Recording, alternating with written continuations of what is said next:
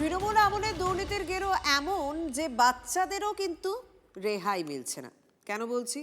স্কুলের মধ্যেই বিপদে খুদেরা, রীতিমতো প্রাণ সংশয়। ঝাড়গ্রামে আউলিয়া প্রাথমিক বিদ্যালয় বিতর্কের ঝড়। TV9 বাংলার খবরের জেরে শেষ পর্যন্ত নড়ে চড়ে বসেছে প্রশাসন। একতলা টেন্ডারে তৈরি হচ্ছে দোতলা, তাও আবার কোনো রকম মজবুত পরিকাঠামো ছাড়াই। ঝাড়গ্রামের বিনপুরের আউলিয়া প্রাথমিক বিদ্যালয়ে মারাত্মক ছবি। অভিযোগ, তৃণমূল জামানায় তোলাবাজি ও কাটমানিরাজ স্কুলেও ঢুকে পড়েছিল, তারই ফল ভুগতে হচ্ছে। দুর্নীতি করেই বানানো হয়েছিল এই বিল্ডিং। আমরা এই মুহূর্তে দাঁড়িয়ে রয়েছি আউলিয়া যে প্রাথমিক বিদ্যালয়, সেই প্রাথমিক বিদ্যালয়ের যে কক্ষে নতুনভাবে এই শ্রেণীকক্ষটি নির্মাণ করা হয়েছে।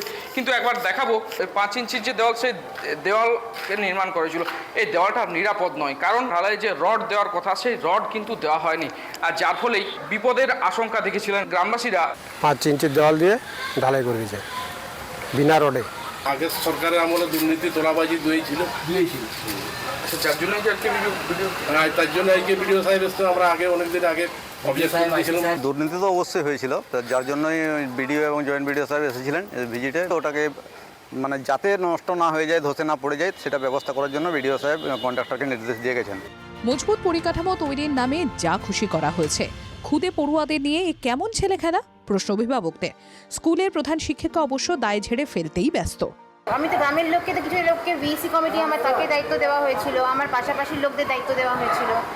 তারা কাজ দেখেছেন বলেই ওরা অবজেকশন প্লেস করেছিলেন। ওরা এত কাণ্ড হয়ে গেল, কোনো কিছুর দায় নিচ্ছেন না ঠিকাদারও। তখনকার ভিডিও ওই ইঞ্জিনিয়ার এবং ম্যাডাম বলতে পারবেন। আমি কি আমাকে লেআউট যেখানে দিয়েছে আমি সেখানেই কাজ করব। এখনও আমাকে বিলেই দেয়নি, আর টাকাটা আত্মসাৎ হবে কি করে? আমি তো এখনো বিলেই পাইনি। আমি বিলের জন্য আবেদন করেছি, যতটা কাজ করেছি। TV9 বাংলার খবরেই শেষমেশ টনক নড়েছে প্রশাসনের। স্কুলে ছুটেছেন বিনপুর 2 নম্বর ব্লকের বিডিও সহ প্রশাসনের কর্তারা। এর মধ্যে আবার পরিদর্শনের ছবি তুলতে বাধা আমাদের। কেন? কিসের ভয়ে রাগঢাক? প্রশ্ন কিন্তু থাকছে। এত কিছুর মধ্যে স্বস্তি একটাই, বেনিয়মের এই দোতলা বিল্ডিং ফের করতে হবে, এবার নিয়ম কানুন মেনে। পড়ুয়াদের জীবন নিয়ে ছিনিমিনি আর নয়। বিনপুর থেকে তন্ময় নন্দীর রিপোর্ট, TV9 বাংলা।